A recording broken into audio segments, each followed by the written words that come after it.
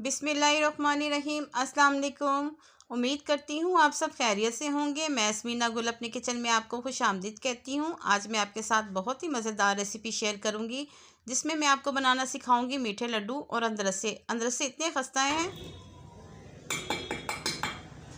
ये ऊपर से जितने खस्ता है अंदर से इतने ही सॉफ्ट है। मैं आपको बहुत आसान तरीके से इसको बनाना सिखाऊंगी। आप वीडियो को पूरा फॉलो कीजिएगा, स्टेप बाय स्टेप देखिएगा और आप भी मज़ेदार अंदर से घर में तैयार कर सकते हैं। आइए चलते हैं मज़ेदार रेसिपी बनाने की तरफ। अगर मेरी रेसिपी पसंद है, इसको ज़्यादा से ज़्यादा शेयर कीजिएगा। मैं इसको 1.5 किलो चीनी के साथ बनाने लगी हूँ। आप कम या ज़्यादा कर सकते हैं। इसकी मेजरमेंट का हिसाब यही है कि आप जिस कप से जो चीनी लेंगे उसी कप से चावलों का आटा लेंगे। 1.5 किलो मैंने चीनी ली है और 1.5 किलो ही मैंने चावलों का आटा ली है। इसी मेजरमेंट के हिसाब से जो क्वांटिटी आप कम या ज़्यादा कर सकते हैं। 3 गिलास पानी के लिए हैं। एक देचकी में मैंने चीनी डाली है और इसमें मैंने 3 गिलास पानी के शामिल करके इसको पकने के लिए रख दिया है। हम इसकी चाशनी बनाएंगे। चावलों का आटा मैंने मार्केट से लिया है। अगर आप इसको घर पे बनाना चाहते हैं तो आप चावलों को 3 से 4 घंटे पानी में अच्छे से भिगो के फिर इनको ड्राई कर लीजिएगा पंखे के नीचे। जब ये अच्छे से ड्राई हो जाए तो आप इसको ग्राइंड कर लीजिएगा। चावलों का आटा आपका घर पर ही रेडी हो जाएगा। मैंने इस मार्केट से परचेज़ किया है। बहुत टाइम लग जाना था इसमें, इसलिए मैंने मार्केट से लिया। आप घर पे बनाना चाहते हैं तो घर पे बना लें। चाशनी तकरीबन हमारी जो है ना गर्म हो रही है। इसको साथ साथ हम हिलाते जाएंगे ताकि चीनी नीचे लगे नहीं। 30 से 35 मिनट लगेंगे इसको पकने में। देखिए अच्छे से इसको बॉयल आ रहा है। साथ साथ हम हिलाते जाएंगे और मैं वीडियो को स्किप नहीं करूँगी। मैं आपको बताऊँगी कि किस स्टेज पे आके हमने इसको बंद करना है और इसका क्या तरीक़ेकार है चेक करने का। देखिए काफ़ी हद तक गाढ़ी हो रही है। 20 मिनट हो गए इसको पकते हुए।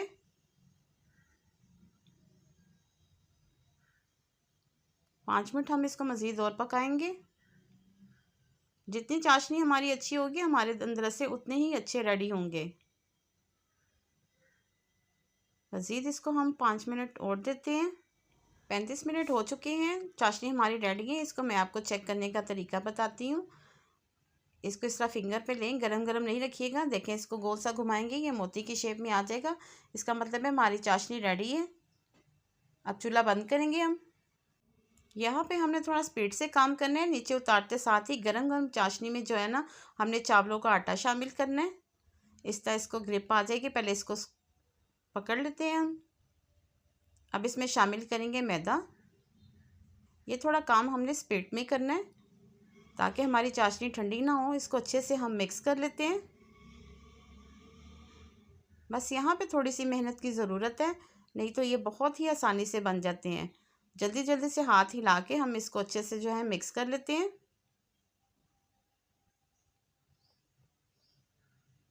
देखिए काफ़ी हद तक ये मिक्स हो गया। ये कहीं से गुठलियाँ अगर आपको नज़र आ रही है इस तरह इसको कर लें, बहुत से मुलायम सी जो है ना। देखिए चाशनी हमारी रेडी हुई है। इसको हम थोड़ी देर रेस्ट पे रखेंगे। थोड़ी देर रेस्ट पे रखने के बाद जो है ना इसको मैं किसी बर्तन में निकाल लूँगी। इसको 15 मिनट मैंने रेस्ट पे रखा है और देखिए कितनी सॉफ्ट है ये। अब इस तरह हम इसका एक छोटा सा पेड़ा बनाएंगे अंदरसे के लिए। और प्लेट में मैंने थोड़ा सा मैदा ले लिया है। इस तरह इसको गोल सा पेड़ा बनाएंगे हाथ की मदद से। इस तरह गोल करेंगे हाथों पे ही और फिर इसको उठा के हम प्लेट में रखेंगे। और बाकी जो है ना इसको जितनी आपने शेप देनी है, आपने जितना इसका साइज़ रखना है, ये देखें इस तरह से मैंने इसको तैयार कर लिया है। आप दूसरा जो है ना वो भी इस तरह रेडी कर लेते हैं। दूसरा मैंने थोड़ा साइज़ में बड़ा रखा है। आप अपनी मर्ज़ी के मुताबिक इसका साइज़ जो है ना रख सकते हैं। इस तरह से जो है ना हम ये भी रेडी कर लेते हैं। ऑयल मैंने गर्म होने के लिए रख दी है। ऑयल ज़्यादा ना गर्म होना चाहिए ना ज़्यादा ठंडा होना चाहिए, मीडियम पे हम इसको रखेंगे। अब इस तरह एक एक अंदरसा करके हम इसमें शामिल करेंगे। मेरे पास पैन ज़रा छोटा है इसलिए मैं 2 ही फ्राई करूँगी।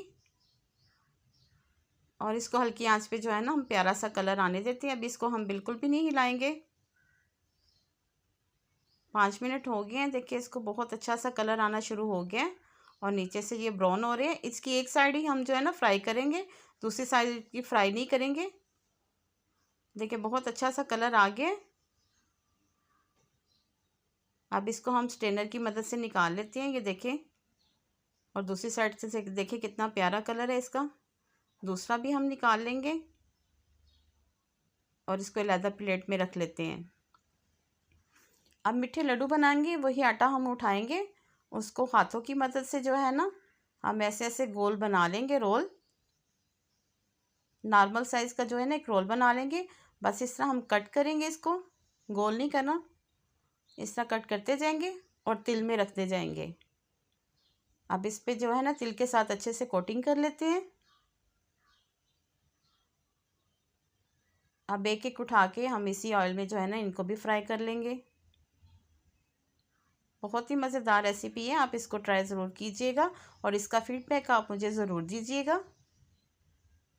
और मेरी वीडियो को अच्छी लगे तो ज़्यादा से ज़्यादा शेयर कीजिएगा। अब इनको साथ साथ हम हिलाते जाएंगे ताकि दोनों साइडों से अच्छा सा कलर आ जाए। इस तरह हम साथ साथ इसको हिलाते रहेंगे।